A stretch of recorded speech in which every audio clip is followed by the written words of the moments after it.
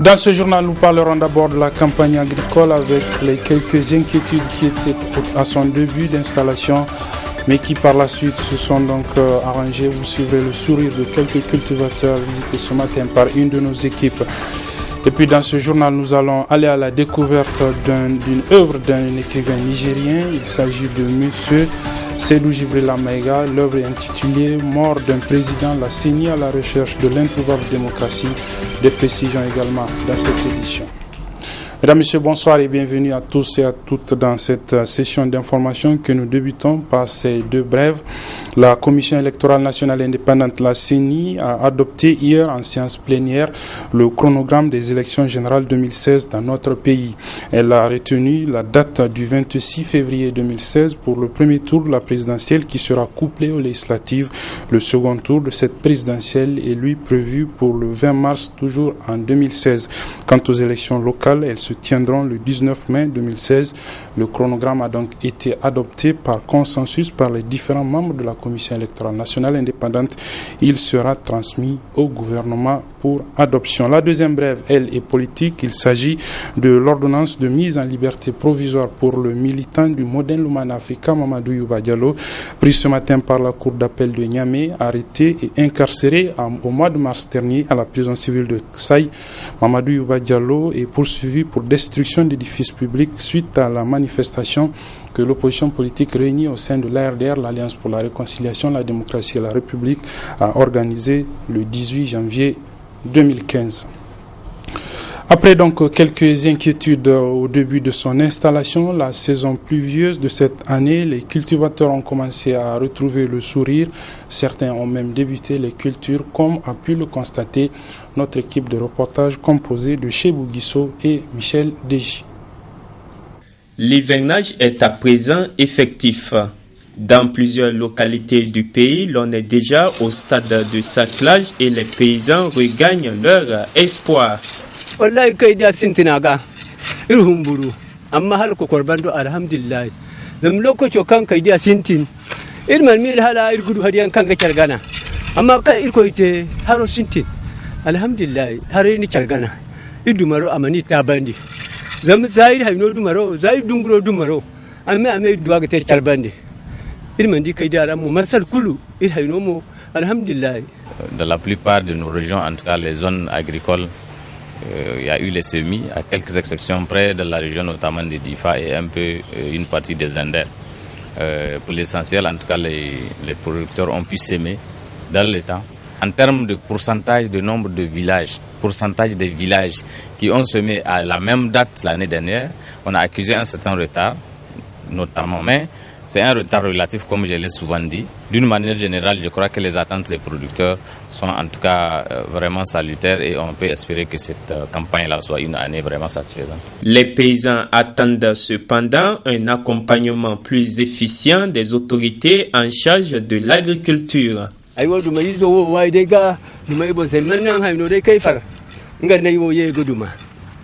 Vous avez vu, ça fait des années qu'on relève que souvent, même les appuis en semences qu'on donne arrivent toujours en retard.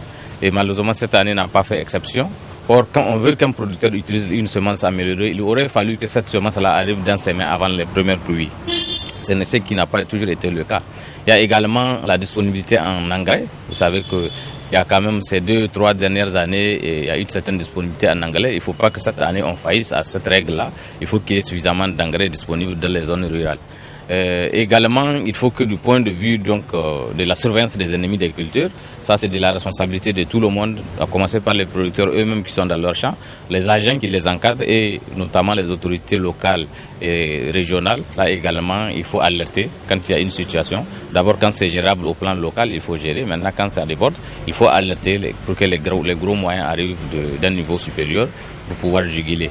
En tout cas, si tout va bien, s'il y a une régularité des pluies, si les producteurs ont utilisé les semences améliorées et qu'ils arrivent à faire la fertilisation nécessaire, et que vraiment on arrive à juguler le problème des ennemis des cultures, on peut espérer une bonne campagne agricole. Il ne reste donc plus qu'à souhaiter un bon hivernage pour une bonne campagne agricole 2015-2016. Le réseau nigérien des journalistes pour l'éducation et le développement, le RENJED, avec l'appui d'un de ses partenaires, Oxfam, a organisé il y a quelques mois de cela une série d'ateliers de formation à l'intention des journalistes et des acteurs de la société civile sur la lutte contre les inégalités extrêmes au Niger. Les inégalités extrêmes qui constituent un obstacle au développement, selon le président de ce réseau, Ousmane Dambaji, qui nous a accordé ce matin un entretien dont je propose de suivre un extrait. Dans le cadre de la campagne de Oxfam, nous avons eu un soutien de la part de Oxfam pour mener des ateliers régionaux et former les journalistes et les acteurs de la société civile qui jouent un rôle capital dans le développement économique et social du pays pour essayer de sensibiliser les gens et à travers un plan d'action régional. Amener les gens à comprendre, si vous détournez 1 million de francs CFA, c'est que vous avez détruit effectivement la vie de milliers de personnes. Si vous ne payez pas l'impôt, c'est que vous ne contribuez pas au développement économique du pays. Et surtout de l'agenda de développement post-2015 qui sera adopté en septembre prochain à New York. Alors à partir de 2016, tout va se jouer sur le partenariat mondial. C'est quoi le partenariat mondial? Les États-Unis ou les grandes puissances ne vont plus octroyer des ressources comme ils le faisaient à nos pays en difficulté, mais on va plutôt nous aider à mobiliser des ressources internes. Et la mobilisation des ressources internes passe effectivement par le fisc, payer les impôts, par la bonne gouvernance, naturellement, et par la redistribution équitable de nos ressources naturelles. Et moi, je pense qu'il est important que le gouvernement se ressaisisse, il est important que les journalistes se ressaisissent, également les acteurs de la société civile et toute la population pour comprendre effectivement les enjeux néfastes de ces inégalités extrêmes. Qu'est-ce que nous gagnons, naturellement, si nous luttons efficacement contre ces inégalités? Nous allons gagner la paix, la quiétude sociale, la cohésion, la solidarité. Mais quand ces inégalités persistent, nous allons connaître des conflits politiques ou socio-politiques, nous allons connaître effectivement de violences, comme on le voit dans beaucoup de pays, et on ne le souhaite pas parce que les inégalités extrêmes sont source de beaucoup de problèmes à travers le monde. Tout ce que nous voyons aujourd'hui, ce sont les inégalités qui les amènent. Partons à présent en région, à Zender notamment, où depuis quelques jours, un bras de fer oppose le gouverneur de la région, Kalla Moutari, à la section régionale du syndicat autonome des magistrats du Niger, le SAMAN, en cause l'arrestation par le substitut au procureur de la République près le tribunal de grande instance hors classe, près plutôt la cour d'appel de Zender, qui oppose donc ce dit substitut à arrêter 3 agents de la direction régionale des mines de Zender, des agents qui ont été libérés par le gouverneur de la région Kalla Moutari, ce qui n'a pas plu à la section régionale du Saman qui a tenu à réagir ce matin. Je vous propose de suivre un extrait de cette réaction de la section régionale du Saman de Zender. Le substitut a apprécié et a donné la suite. La suite qu'il a donnée, c'était quoi? Elle a poursuivi ces 3 personnes-là pour voie de fait d'une infraction prévue et punie par l'article 222 du Code pénal. Et subséquemment à cette poursuite, le procureur a décerné un mandat de dépôt contre les 2 personnes. Donc les personnes sont détenues à la maison d'arrêt des salaires. Je rappelle pour votre information, lorsqu'une personne fait l'objet d'un mandat de dépôt, en cas de poursuite en flagrant délit, nulle personne, je dis personne, ne peut la mettre à liberté.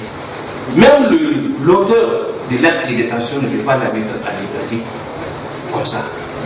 Il faut nécessairement qu'il y ait une décision du tribunal de flagrant délit, du tribunal de correction. Nous avons appris que les personnes que le procureur a placées en détention ont été libérées nuitamment aux environs des 20 heures. Ça nous a surpris. On s'était demandé par qui.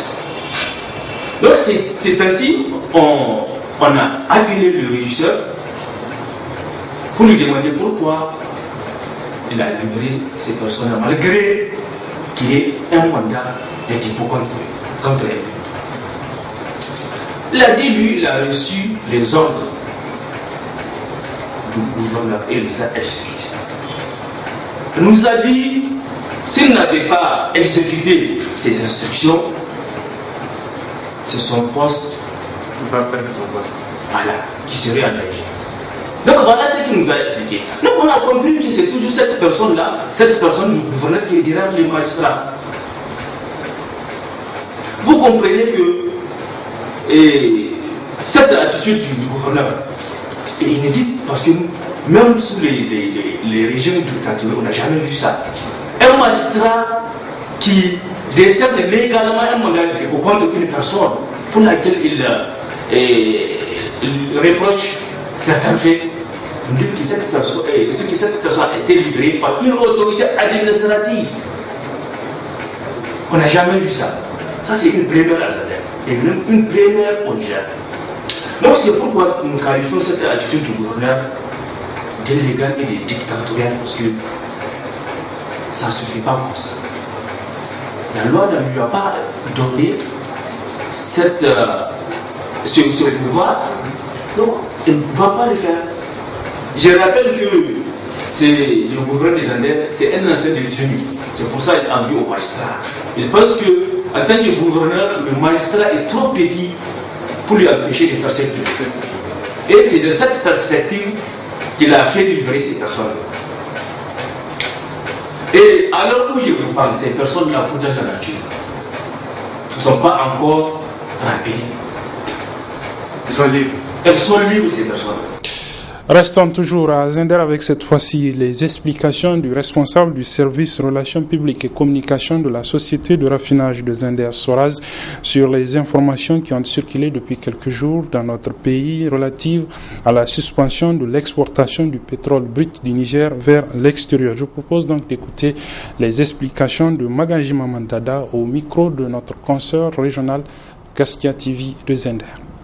La situation que nous vivons présentement est une situation due pour un début à une panne que nous avons au niveau de nos installations, panne qui ne nous permettait pas de faire notre production normale, c'est-à-dire traiter entre 15 000 et 18 000 barils de brut par jour, même si notre capacité est de 20 000. Et la conséquence, c'est que nous avons été obligés à un moment de réduire l'export pour satisfaire exclusivement le besoin domestique.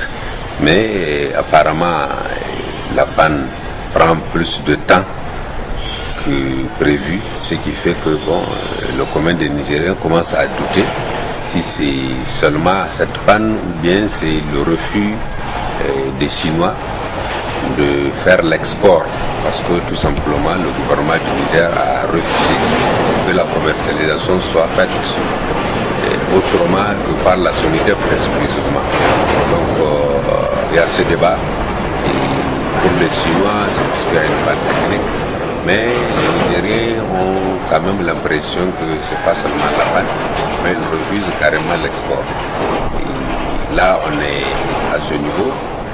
Et le conseil d'administration est venu et les deux parties ne se sont pas entendues sur les points inscrits à l'ordre du jour du conseil d'administration et ils se sont quittés sans conclusion, sans tirer quoi que ce soit du conseil d'administration. Donc ça c'est une situation que nous vivons depuis bientôt un mois. Donc à la date d'aujourd'hui, effectivement, nous exportons le kérosène et le JPL, c'est-à-dire le gaz qu'on utilise pour notre cuisine. Mais le gasoil et l'essence, c'est toujours le statu quo depuis un certain temps et leur exportation est suspendue. Les responsables du réseau des instances africaines de régulation de la communication, le RIARC, sont en séminaire de formation depuis ce matin à Niamey, un séminaire qui porte sur le thème accès aux médias en période électorale. Il faut préciser que la présidence de ce réseau est assurée par le président de l'instance nationale de régulation, le CSC, M. Abdraman Ousmane. Je propose de suivre le résumé de l'ouverture de ce séminaire avec nos reporters Ibrahim Abdou et Nafissa Zakou. Le présent séminaire sur le thème accès aux médias en période électorale entre dans le cadre de la mise en œuvre des activités prévues à l'axe 3 du plan d'action 2014-2015 du réseau des instances africaines de régulation de la communication RIARC. Ce séminaire intervient après la tenue des élections présidentielles et locales dans certains pays et à un moment où d'autres se préparent pour aller aux élections. La rencontre qui nous réunit aujourd'hui a pour objectif donc de contribuer dans nos pays respectifs à l'organisation d'élections libres, honnêtes et transparentes à travers une régulation indépendante et équitable des médias. Plus spécifiquement, elle entend renforcer les capacités de nos différentes instances en matière d'accès équitable des médias en période électorale. Elle vise aussi à partager les expériences de nos pays sur cette question, de renforcer la coopération bilatérale entre les différentes instances et de partager l'information et la documentation sur le cadre légal et réglementaire régissant l'accès aux médias en période électorale. En ouvrant les travaux de ce séminaire, le président du Conseil supérieur de la communication, président de RIARC, est revenu sur l'intérêt du thème central. Le thème central de ce séminaire sera donc introduit par une communication inaugurale sur les directives pour la couverture des élections par les médias audiovisuels. Puis il sera décliné en 4 sous-thèmes qui seront traités au cours des sessions. La première session va traiter de l'égal accès aux médias publics des candidats à l'élection présidentielle. La deuxième session portera sur l'accès équitable aux médias publics des partis politiques et des candidats indépendants aux élections législatives et locales. Quant à la troisième session, elle abordera l'accès aux médias privés des candidats et des partis politiques en période électorale. Et la quatrième session traitera du monitoring des médias en période électorale, suivant une approche quantitative et qualitative. Au cours de chaque session, des panélistes vont traiter des dispositions réglementaires et des modalités pratiques en vue d'assurer l'égal accès ou l'accès équitable aux médias publics des candidats et des partis politiques. Sur la base des expériences des différents pays, nous allons ensemble identifier les bonnes pratiques, mais également les difficultés auxquelles les régulateurs des médias pourraient être confrontés. Durant 2 jours, d'éminents experts vont présenter des exposés afin de mieux édifier les participants venus de plusieurs pays de la sous-région dans le souci d'atteindre les objectifs que s'est fixé le RIARC. C'est l'un des titres de cette édition, c'est la découverte d'une œuvre d'un écrivain nigérien universitaire de son état. Il s'agit de M. Seydou Djibril Maïga. L'œuvre est intitulée « Mort d'un président, la CENI à la recherche de l'introuvable démocratie ». Une œuvre qui porte, vous l'imaginez sans doute, sur le processus démocratique dans notre pays. Partons donc à la découverte de cette œuvre de M. Seydou Djibril Maïga avec nos reporters Halidou Bourema et Ali Sissé Ibrahim. Mort d'un président, la CENI à la recherche de l'introuvable démocratie est un livre parmi tant d'autres qui ont été publiés. Cependant, la différence qui le démarque des autres réside dans le fait qu'une critique sans complaisance a été formulée par l'auteur sur les problèmes qui minent la société nigérienne de 1960 à nos jours. Ainsi, il apparaît que le principal motif de blocage de notre pays provient de la malgouvernance. La source essentielle, c'est que nous sommes encore sous dépendance. Nous sommes un pays qui ne produit qu'une seule et unique matière première et cette production ne lui rapporte absolument rien, sauf qu'une dépendance accentuée vis-à-vis du colon qui n'entend en aucun cas laisser le Niger profiter de ses richesses naturelles. Et qui n'est dans aucun cas ce pays à se doter d'énergie renouvelable. Nous avons le soleil, nous avons le vent, nous avons l'eau, mais nous n'en faisons rien pour les causes aussi bien internes qu'externes. Et il fallait absolument ressortir ces causes, faire un bilan sans concession du fait que le Niger est toujours en train de faire du surplace. Et malheureusement, la conférence nationale n'a fait qu'enfoncer le Niger dans cette malgouvernance. Le livre intitulé « Mort d'un président » est riche de par son contenu, mais en même temps objectif, lorsque l'auteur touche du doigt les insuffisances qui caractérisent l'évolution démocratique de notre pays. Une démocratie dans laquelle le mot « révolution » est pratiquement mis à l'écart par les acteurs de la classe politique actuelle. C'est un mot tabou au Niger parce que on en a fait un tabou. depuis les premiers régimes du Niger, c'est-à-dire que nous étions traités de subversifs et de révolutionnaires. Mais être révolutionnaire, ça ne veut pas dire porter les armes. Parce que malheureusement, on a des exemples où des chefs d'État ont porté des revolvers comme des Lekelek. Être révolutionnaire, c'est avoir des idées contraires à ce qu'on a vécu et qui n'a mené nulle part le pays que dans la misère. C'est agiter les esprits et amener les Nigériens à secouer leur paresse intellectuelle et à se prendre en charge. La révolution, c'est ne pas se soumettre au chef en aveugle, mais être initiateur. Cependant, pour Seydou Djibril Maïga, dans l'œuvre de construction du pays, la jeunesse doit s'impliquer davantage. La jeunesse, ce n'est pas seulement une affaire d'âge, c'est une affaire de couche sociale. Il y a la jeunesse rurale, il y a les gens qui sont dans des régions absolument asséchées, il y a des gens qui sont dans l'aventure. Ceux qui vont aujourd'hui en Libye pour essayer d'aller en Europe ou qui n'ont pas de quoi manger et qui se réversent dans des mouvements militaro-politiques comme Boko Haram, c'est parce qu'ils n'ont pas de quoi vivre. Aujourd'hui, dans son ensemble, la jeunesse nigérienne est déboussolée. Parce qu'on leur dit d'aller à l'école, mais en fait, aller à l'école, c'est les emprisonner.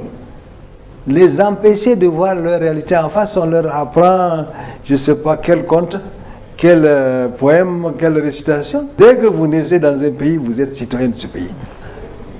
Être un bon citoyen, c'est être quelqu'un qui est conscient du fait qu'il doit être absolument solidaire du sort du voisin, de la voisine, du malade, du handicapé, du malheureux. Il faut qu'il y ait cette entraide villageoise et au niveau des cantons.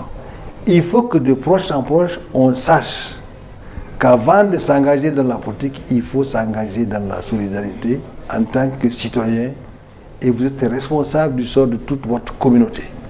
Mort d'un président, la CENI à la recherche de l'introuvable démocratie qui a été écrite par Seydou Djibril Maïga est une œuvre utile pour les Nigériens car elle incite à vouloir comprendre les sources des problèmes politiques que ne cesse de vivre notre pays, tout en faisant des propositions afin de sortir de l'ornière. Seydou Djibril Maïga, il faut le savoir, est un universitaire au cursus bien étoffé qui a à son actif plusieurs autres écrits, dont entre autres Hiero, Fils du fleuve ou de la vie et du destin des hommes, etc. De la culture au sport, on va franchir le pas pour refermer cette édition avec le lancement officiel hier de la 5e édition du tournoi de football RTL Jeunes Talents. La particularité de cette 5e édition, c'est qu'elle va se dérouler sous forme de championnat national des cadets et entre les 8 équipes régionales qui ont été reparties en 2 poules, comme le rapportent nos reporters sportifs Sadou Domi et Ibrahim Abdou Tikiré.